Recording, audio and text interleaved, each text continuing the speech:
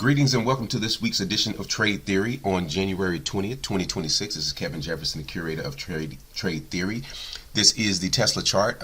Price has hit our 4-hour support. It hit our 4-hour support about a week ago, but it's broken through that support, retested that support, and is heading down to our daily support level. So we're going to watch for price to get down to roughly the 405.98 area on Tesla, and then we would consider taking a buy on it at this point. So we're nothing to do until we hit that certain price point. Moving on to NVIDIA. NVIDIA is started to pull back as well. It is hit the 4-hour resistance level. It's pulling down, and we want to see it hit our 4-hour support established on January 12th, 2026 of roughly 172.23. So if price gets down there, then we're looking for a possible buy. If price closes below the 170.62, we're going to watch future price before we do that. But as long as it holds that support level, we're going to look for a buy on NVIDIA. All right, moving on to Bitcoin. Bitcoin, we had a price finally hit our short entry limit order area back on December 9th, 2025 that we established. And then price is starting to fall down from there. I'm looking for a close below 89,208.97 for a continuation down to our take profit, which is we set up on the 12th of January, 83,639.14 or roughly around that area. Okay, so we're shorting Bitcoin and it's starting to move towards our target already. All right, going to WTI crude. It's pulled back, but it is not giving us that sell like we want to. It hit our resistance area and it's toying around with that.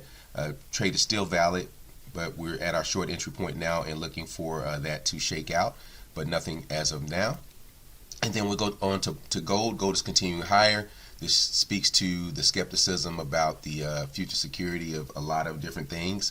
And so we had that 4-hour pullback point on the 6th, which was hit one time in advance of that, but then it has not come back. So that is just gold is continuing to soar. So if you didn't get in down here when we back in October of 2025 where we had a good buy opportunity, then you just kind of got to wait. You definitely don't want to jump in now at all-time highs. We're going to look at the US 30 real quick. So US 30 is pulling back today.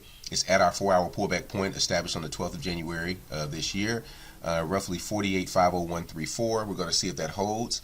If it doesn't hold, then our next target point would be the downside support of around 46,890.12. All right, so right now prices pull back on that 4-hour. This may be a good time to take a small portion of resources and put a buy order in on the Dow Jones Industrial Average.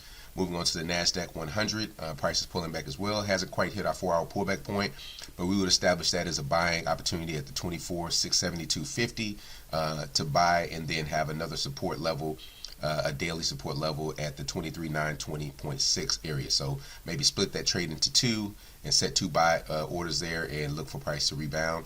As I said, price is almost back at our extension point that we set in August 6th of 2025, which was 26,400.1, so roughly that much. And so it's getting right there and not giving that trade yet. That means there's some resistance up here probably, but don't count that out, because if price does break above that resistance, even after a pullback, that might be a massive upside move. So this is a very important price point that we're nearing right here on the Nasdaq 100. All right, then wrapping it up with the S&P 500, price is pulling back. It has not hit our daily pullback point yet, and it is actually setting up for a continuation long. As long as price does not close below 68.2382, then this is still a legitimate uptrending move. If price does close below there, we'll wait for a pullback and see if price continues down to our support level, our daily support level of roughly 65.92.17. So right now you can set a bet, a smaller bet on the 4-hour where price is right now, in expectation of price turning around over the week. Okay, so that's our follow-up with all the pairs that we're watching, and I hope this is beneficial to you. Until next time, enjoy the day and happy trading.